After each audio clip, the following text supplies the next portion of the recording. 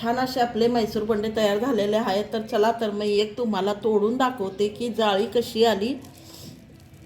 हे बघा किती छान अशी जाळी आलेली आहे. तर चला तर मग ही रेसिपी कुणाकुणाला आवडली. श्री स्वामी समर्थ. मी शीतल.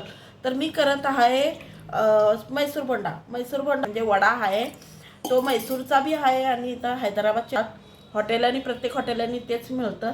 तर मी काय केलं, आज घरातच केला संडे स्पेशल. तर मी 1 वाटी दही घेतलेली आहे. ज्या वाटीनं आपण दही घेतलं आहे त्याच वाटीनं आपल्याला पीठसुद्धा घ्यायचं आहे. तर वडा हा मैद्यापासून बनतो. तर त्यातच घालून घेऊया अर्धा चमचा सोडा. आपला खायचा जो सोडा राहतो तो घेतलेला आहे आणि चवीनुसार मी मीठ घेतलेलं आहे. तर हे पूर्ण आपण चांगलं फेटून घ्यायचं आपल्याला.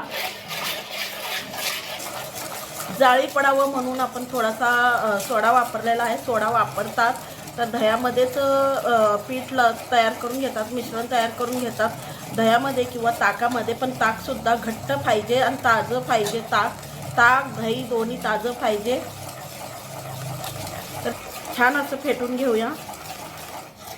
तर छान असं क्रीमी असं झालेलं आहे. क्रीम सारखं बेटर झालेलं आहे.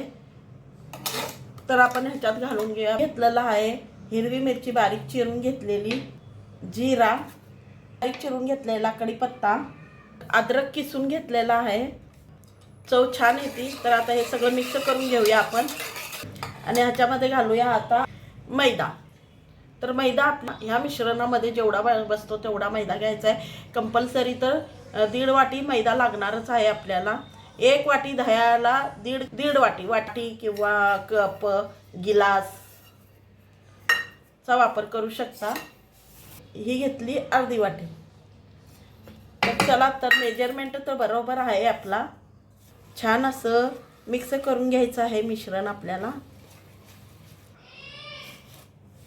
तुम्हाला म्हटलं होतं ना 1.5 वाटी बरोबर झालेला आहे. मापाला माप बरोबर झालेला आहे. दही जरा घट्ट होती तर आपल्याला असा मिश्रण आपल्याला पीठ आपल्याला पाहिजे आहे. हे बघा असं पीठ असं छान चिकट असं पडायला पाहिजे.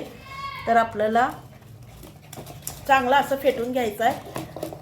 एकही डायरेक्शननं असं चांगलं फेटून घ्यायचं आहे. 10 मिनटं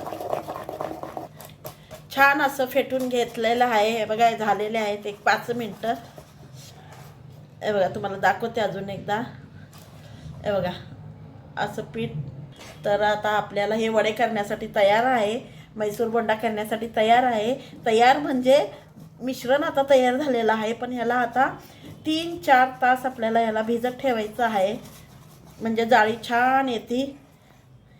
बघा छान असं करायचं नाही, असं छान असं फेटून घ्यायचं.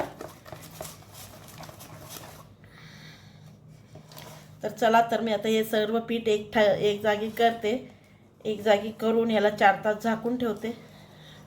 तर आता ह्या मिश्रणाला मी 4 तास भिजत ठेवते. चटणीची तयारी करून घेऊया. 3.5 तास झालेले आहेत. एक अर्धा तास आहे पीठ भिजायला. पीठ भिजण्याकरता अर्धा तास बाकी आहे. तर तोपर्यंत आपण चटणी तयार करून घेऊया. जिरे घालून घेऊया. हरभऱ्याची डाळ 1-2 चमचा. चटणीला चव छान येते त्याकरता आपण थोडीशी डाळ घालून घेतलेली आहे. ह्यात घालून घेऊया कांदा. डाळ चांगला थोडंसं असं लालसर कलर सोनेरी कलर रंग आलं का कांदा घालून घ्यायचं. त्यातच घालूया लसूण, थोडा अद्रकचा तुकडा. सर्व काही चांगलं शिजून घ्यायचं, तेलामध्ये वाफलून घ्यायचं म्हणजे चटणी छान लागते. चटणीला चव छान येते. आता घालूया कढीपत्ता.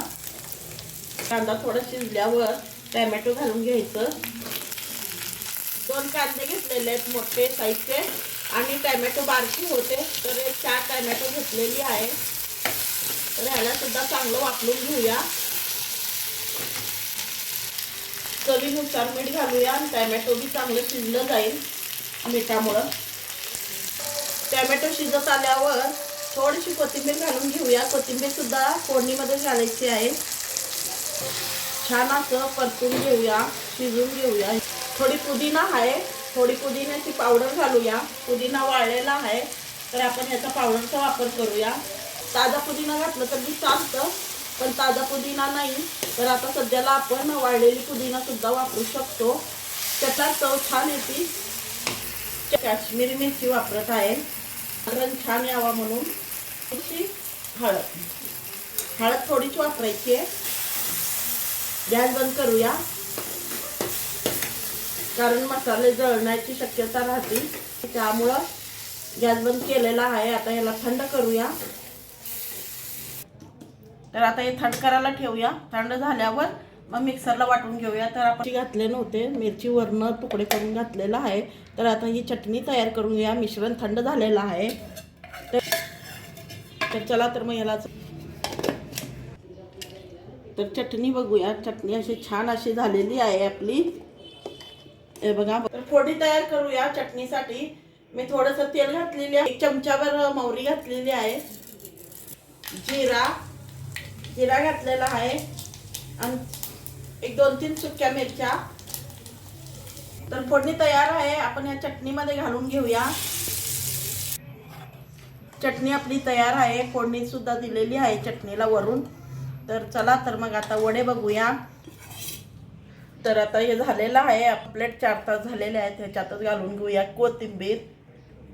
कोथिंबीर राहून गेली होती, तर कोथिंबीर घालूया. तर पीठ बघू शकता छान असं झालेलं आहे. याला आता या मिश्रणामध्ये घालूया तेल. गरम केलेलं तेल आहे. तेलामुळं स्पंजी अजून जरा जाळीदार वडे होतात.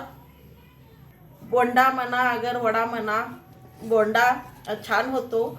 तर आपण असं छान असं तेल मिक्स करून घेऊया. कोथिंबीर तर घातलेली आहे, तर हाताचा वापर करून आपण छान असं फेटून घेऊया पीठ. असं छान असं फेटून घेतलेलं आहे पीठ. तर चला तर वडे करायला तयार करूया. आपण एक छोटासा गोळा घालून बघूया. तेल सुद्धा गरम झालेलं आहे. पीठ हाताला चिटकू नये म्हणून असं हात पाण्यात बुडवून, तर असा आपल्या तेल गरम झालेलं आहे. तर छान असं आपण असं वडे सोडू शकतो.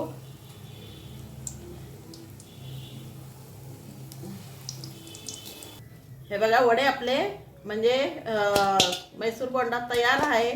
तर चला दुसरी बॅच घालूया आपण. मैसूर बोंडा आतमध्ये तेलामध्ये सोडताच असं वर यायला पाहिजे. बघा किती छान फुगून आलेला आहे. दुसरी बॅच सुद्धा तयार आहे. तर बघा, तर बघा. तर चला तर मी हाताने सोडते. तर गोल गोल असे छान येतात. हे बघा, तेल गरमच हवंय, म्हणजे आजपर्यंत जाऊन चांगला तळला जातो. छान असा किती छान कलर आलेला आहे आणि किती छान असं मोठे मोठे होऊ लागलं. बघितला फुगून किती वर येतंय. हे बघा. तर सांगा बरं कसे झालेत आमचे वडे. तर कलर छान आलेला आहे. तर चला तर मग आपण आता हे सुद्धा काढून घेऊया. मैसूर बोंडा तयार होत आहेत. छान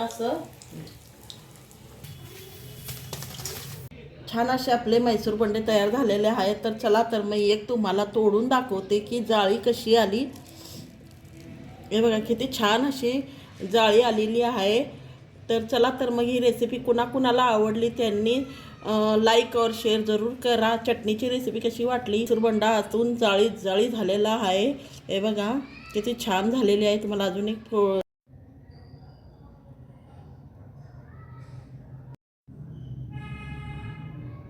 तर कशी वाटली ही रेसिपी. तुम्हाला छान वाटली तर लाईक शेअर जरूर करा. कमेंटमध्ये जरूर सांगा.